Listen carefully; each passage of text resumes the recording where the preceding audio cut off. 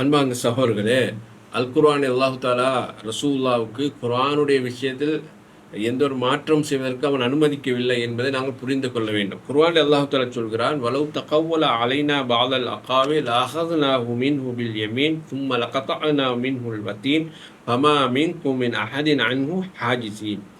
இந்த நபி நம் மீது சில சொற்களை அவர் இட்டுக்கட்டி சொல்வாராக இருந்தால், அதாவது நாங்கள் சொல்லாத செய்தியை அல்லாஹ் சொன்னதாக மக்களிடத்தில் அவர் சொல்வாராக இருந்தால், அவரது வல கையை பிடிப்போம், பின்னர் அவரது நாடி நரம்பை நாங்கள் துண்டித்து விடுவோம், உங்கள் எவரும் அவரை அந்த நேரத்தை தடுக்க முடியாது என்று அல்லாஹ் ரப்புல் ஆலமீன் 69வது அத்தியாயத்தின் 43வது வசனத்தை சொல்லி காட்டுகிறார்.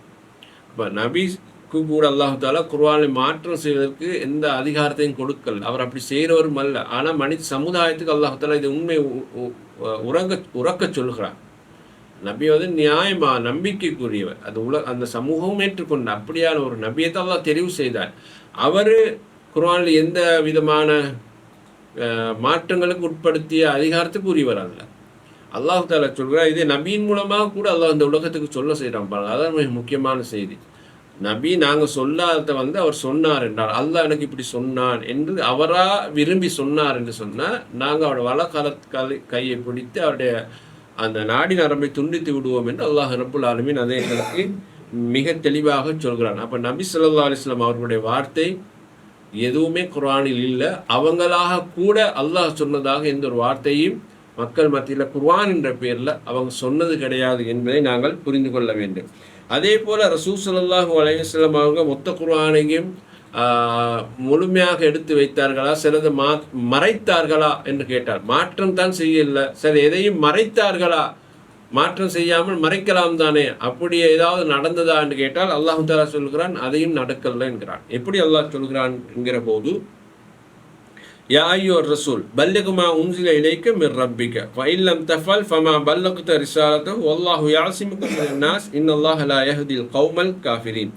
நபியே, உங்களுக்கு அல்லாஹ்விடமிருந்து இறக்கப்படக்கூடிய செய்தியை மக்கள் மத்தியில் நீங்கள் எத்தி வையுங்கள். நீங்கள் அப்படி செய்யவில்லை என்றால் நாங்கள் உங்களை இறை தூதராக அனுப்பி வைத்த அந்த பணியை நீங்கள் நிறைவேற்றியவராக மாட்டீர்கள்.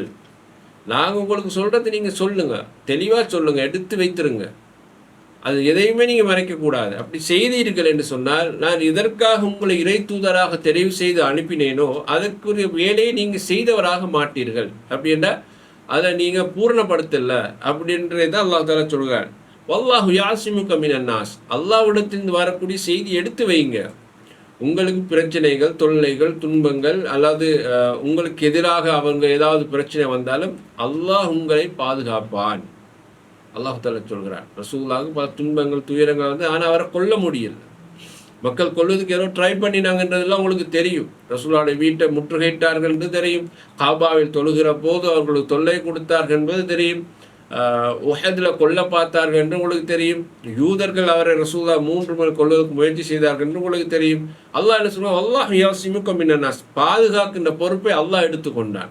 ஆனால் மனிதர் என்ற அடிப்படையில் அவர் பல கஷ்டங்கள், துன்பங்களை ஏற்றுக்கொண்டார்கள்.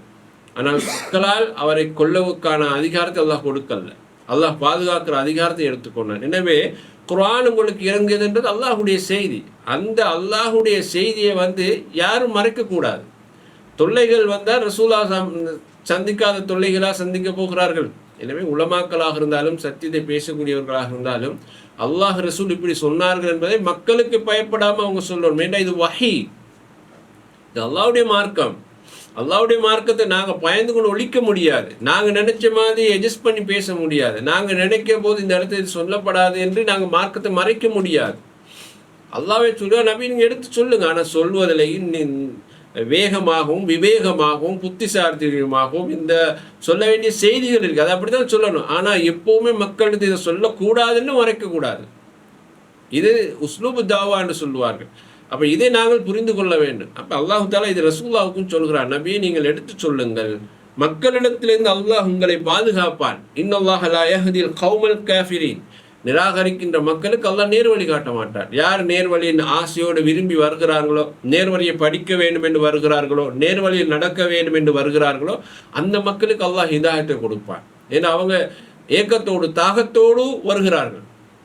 அந்த மக்களுக்கு அல்லாஹ் அந்த ஹிதாயத்துடைய அந்த வழியை காண்பித்து அவங்களோட உள்ளத்தை அல்லாஹ் விரிவாக்கி கொடுப்பான். ஆனால் இவங்க எல்லாம் நிராகரிக்க வேண்டும் என்றே நிலையிலே வாழ்கிறார்களோ அவங்களுக்கு அல்லாஹ் தஆலா ஒருபோதும் இந்த நேர்வழி அவன் காண்பிக்க மாட்டான் என்பதை அல்லாஹ் ரப்புல் ஆலமீன் குர்ஆன்களுக்கு தெளிவுபடுத்துகிறான். இது இந்த செய்தி அல் குர்ஆனுடைய 5வது அத்தியாயத்தின் 67வது வசனத்திலே நாம் பார்த்து கொள்ள முடியும்.